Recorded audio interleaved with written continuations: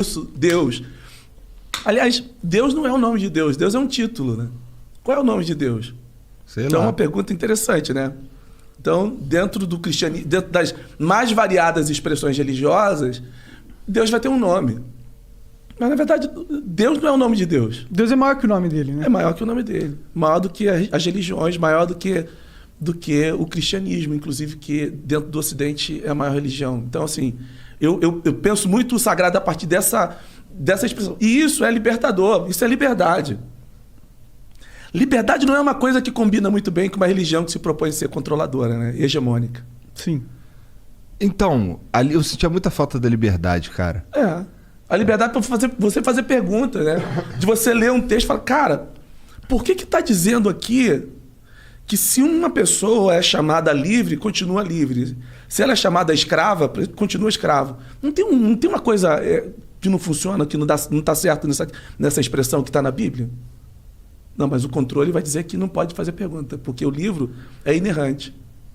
Aí você corta a amizade, né? Você fala, cara, pô, mas eu não posso fazer pergunta, pô. Eu não posso fazer uma pergunta sobre o texto? Será que não dá para questionar? Assim, só uma perguntinha que eu tenho aqui, por que O texto é perfeito, mas eu aqui tô tentando entender. Pô, bicho, eu tô tentando. O texto tá falando isso, mas, bicho, eu tô do lado de cá e...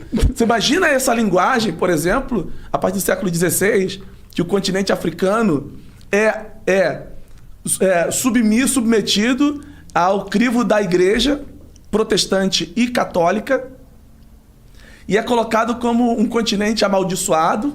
Caralho. E que a Europa, agora cristã, tem autoridade de controlar a África porque os negros africanos são filhos amaldiçoados de Noé e eles precisam de salvação e nós somos os salvadores. Porque os colonizadores não chegavam na África e não vieram para a América na condição simplesmente de missionários. Eles vieram na condição de colonizadores, de donos. E eles tinham o respaldo da igreja. E tinham um aparato, uma leitura teológica, uma interpretação teológica que justificava a escravidão de seres humanos. Em nome de Jesus, pô. Aí você imagina um negro escravizado sendo trazido nos tumbeiros, arrancado das suas histórias, arrancado das suas origens, arrancado da sua ancestralidade e da sua leitura do sagrado, que é demonizada, e eles chegam na América escravizados, e os escravistas falam assim, olha, foi o Deus cristão, inclusive, que nos deu vocês. E a partir de hoje vocês têm que aceitar Jesus e entender, inclusive, que vocês são escravos, porque Deus nos deu vocês para tentar salvar a alma de vocês, caso alguns de vocês tenham alma, porque nem todo preto da africana tem alma. Pô, você contando essa história, claramente você vê que é um uso político da religião. Total, projeto de poder total. É justificado biblicamente. É justificado por uma fala assim, do tipo, se você é livre, continua livre, mas se você é escravo, continua escravo, doutor. Aí você não pode olhar para Quando eu, um negro totalmente emancipado de um controle, leio um texto desse, eu faço pergunta para ele. Com certeza, cara. Eu faço pergunta, falo, cara, tem alguma coisa errada aqui, irmão. Porque é exatamente esse texto que vai ser usado pela coroa inglesa para justificar a escravidão do século XVII para frente.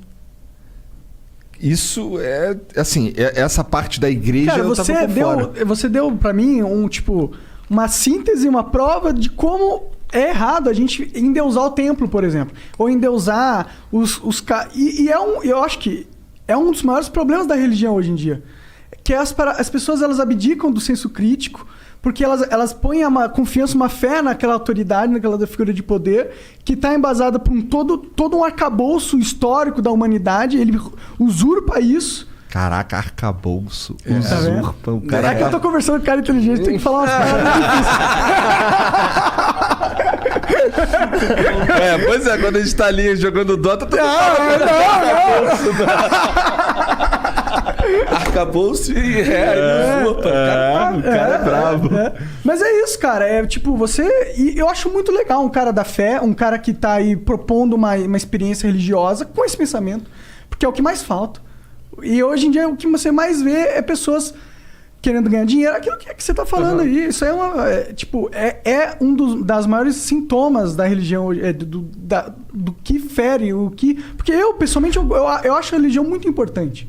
Se você não tem uma forma, uma comunidade de perguntar o porquê a gente está vivo, porque isso é religião. Isso. É uma comunidade que se forma na questão mais fundamental, uma comunidade que se forma numa das questões mais fundamentais da vida, do porquê. Isso. Do porquê a gente está tendo essa experiência, por que eu estou vivo? Para onde a gente está indo? Fazer sentido do que não faz sentido. E isso sempre vai ter poder, a religião nunca vai desaparecer, né?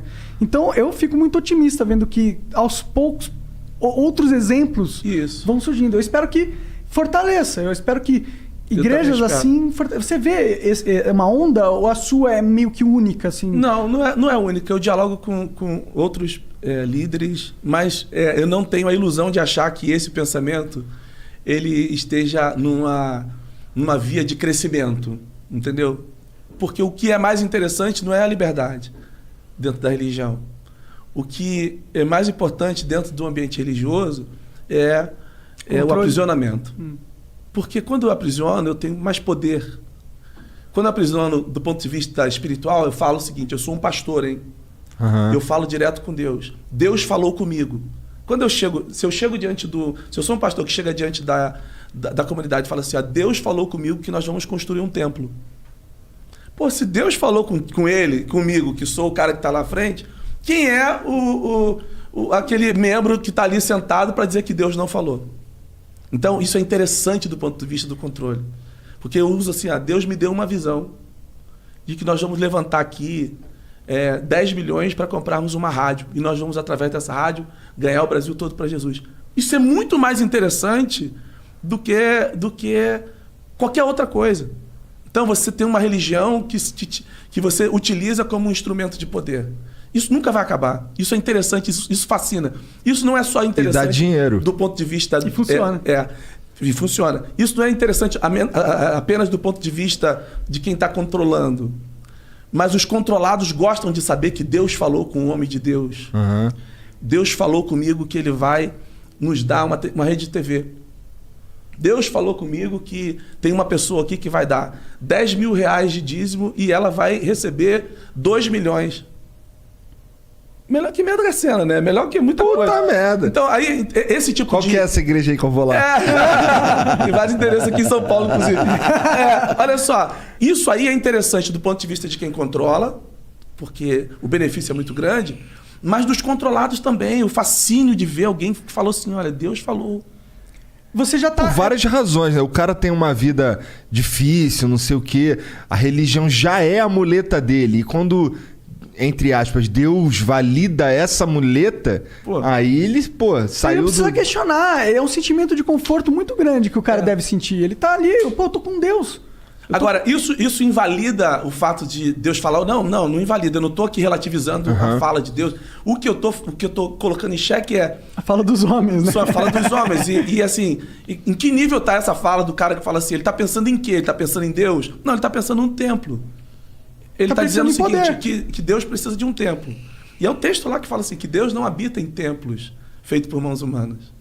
Então, é uma coisa meio antagônica. Se Deus precisasse de templo, ele seria muito mais fraco do que a gente prega que ele é. Ele é o Deus do Age of Empires. Tem que construir o templo, sair os maguinhos e tal. É só assim. É papo de nerd, foi mal. Então, tem esse... Agora, para que existe o templo? É o lugar que você se encontra. É importante você ter um lugar, mas nunca dando isso uma grandeza que não é... Ou dando identificando esse lugar como lugar do sagrado. É complexo isso, porque nós estamos falando de um cristianismo de 2000 anos, que construiu não só o Templo de Salomão aqui em São Paulo, mas Roma, o Vaticano. A Catedral da Fé também, né? A lá Catedral no Rio. da Fé, exatamente. E o Vaticano também é construído com isso. Sim. Em nome de Deus.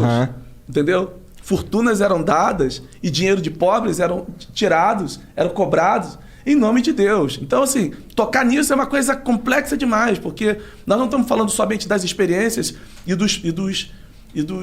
das referências que você tem na contemporaneidade. A história do cristianismo, de outras religiões também, mas eu estou falando desse lugar aqui, é uma história marcada com edificações de templos. E todos esses templos são feitos em nome de Deus. Agora, interessante que as pessoas gostam desses lugares. Então, eu não quero relativizar os lugares. Eu relativizo a motivação de se fazer e atribuir àquele lugar o lugar onde Deus está. E a gente não consegue, por exemplo, identificar que Deus está ali, mas Ele está também nas comunidades de base, na periferia, Ele está embaixo dos viadutos, onde tem pessoas sofrendo. Ele está ali no sofrimento das pessoas também. Na sua igreja, o que você mais escuta?